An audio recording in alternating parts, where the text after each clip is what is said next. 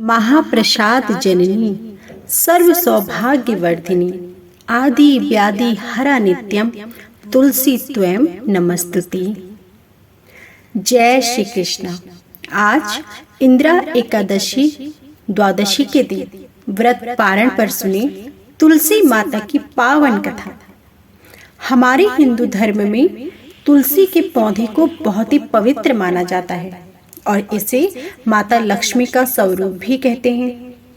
ऐसी मान्यता है कि जिस घर में भी तुलसी का पौधा सही स्थान पर लगा होता है वहां स्वयं माता लक्ष्मी विराजती हैं। कहा जाता है कि जिन घरों में तुलसी का पौधा होता है वहां मां लक्ष्मी का वास होता है। तो आज द्वादशी पारण के दिन सुने तुलसी माता की पावन कथा।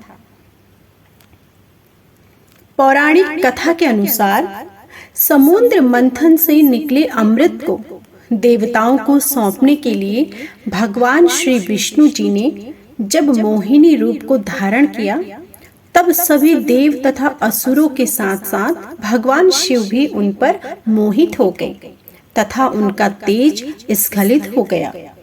महादेव का तेज होने के कारण उसे कोई भी संभाल न सका, इसलिए उस तेज को समुद्र को सौंप दिया, जिससे कालांतर में जालंधर नामक असुर का जन्म हुआ।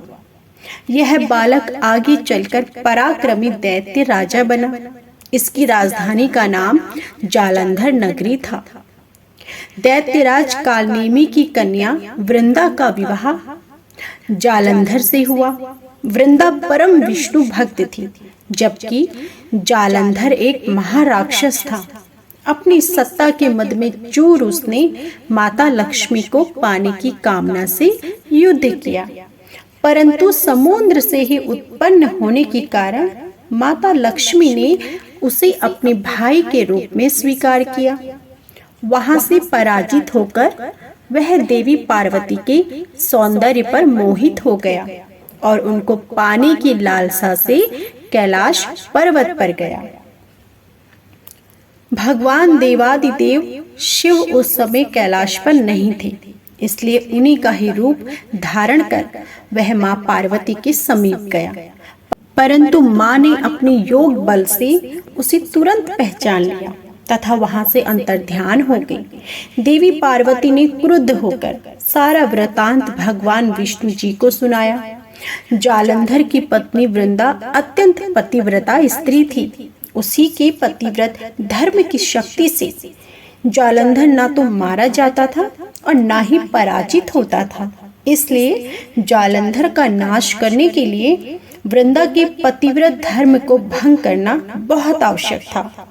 एक समय देवताओं तथा जालंधर की सेना में युद्ध चल रहा था। तब किसी भी देवता के वार का जालंधर पर कोई प्रभाव नहीं हो रहा था। तब भगवान शिव जी तथा अन्य देवताओं ने मिलकर योजना बनाई कि भगवान श्री विष्णु जालंधर का वेश धारण कर वृंदा के पास जाएं। भगवान श्री विष्णु वृंदा के पास पहुंचे तथा उसके सतीत्व को भंग करे, क्योंकि वृंदा के सतीत्व का सहारा लेकर वह जगत में अनैतिक कार्यों में लिप्त था। श्री विष्णु जालंधर का रूप धारण करके उसके महल में प्रवेश कर गए। वृंदा को इस छल का तनिक भी आभास न हुआ। जालंधर बने भगवान के साथ वृंदा पतिव्रता का व्यवहार करने लगी, जिससे उसका सतीत्व भंग हो गया। ऐसा होते ही वृंदा का पति जालंधर युद्ध में हार गया तथा मारा गया। इस सारी लीला का जब वृंदा को पता चला तो उसने क्रुद्ध होकर भगवान विष्णु जी को हृदयहीन शिला होने का श्राप दे दिया। अपने भक्त के श्राप को भगवान विष्णु ने स्वीकार किया और शालिग्राम पत्थर बन गए। सृष्टि के पालनकर्ता के पत्थर बन जाने से ब्रह्मांड में असंतुलन की स्थिति हो गई और यह देखकर सभी देवी देवताओं ने वृंदा से प्रार्थना की कि वह भगवान विष्णु को इस श्राप से मुक्त कर दें। वृंदा ने भगवान विष्णु जी को श्राप मुक्त तो कर दिया, किंतु पति वियोग में दुखी होकर आत्मदाह कर लिया। जिस स्थान पर वृंदा भस्म हुई वहां पर तुलसी का एक पौधा उत्पन्न हुआ। भगवान विष्णु ने वृंदा से कहा, हे वृंदा, तुम अपने सतीत्व के कारण मुझे लक्ष्मी से भी अधिक प्रिय हो गई हो। अब तुम तुलसी के रूप में सदा मेरे साथ रहोगी। जो भी मनुष्य मेरे सालिग्राम रूप के साथ तुलसी का विवाह करेगा उसे इस लोक और परलोक में विपुल यश प्राप्त होगा। तब से प्रत्येक वर्ष कार्तिक महीने में देव उठनी एकादशी के दिन तुलसी विवाह के रूप में मनाते हैं। विवाह के दिन परिवार के सदस्य व्रत रखते हैं। शाम के समय आंगन की धुलाई साफ सफाई करके मंडप बनाया जाता है, जिसमें तुलसी माँ का पौधा तथा सालिग्राम जी को रखा जाता है। इन दोनों को स्नान करा के नए वस्त्र धारण कराए जाते हैं, जिसमें तुलसी माता को चुनरी तथा सालिग्राम जी को धोती पहनाई जाती है। इसके पश्चात पंडित जी द्वारा विवाह पूरी विधि विधान से संपन्न किया जाता है। जिस घर में तुलसी होती है वहां यम के दूत भी असमय नहीं जा सकते। मृत्यु के समय जिसके प्राण तुलसी पत्ते तथा गंगा जल मुख में रखकर निकलते हैं वह समस्त पापों से मुक्त होकर बैकुंठ धाम को जाता है।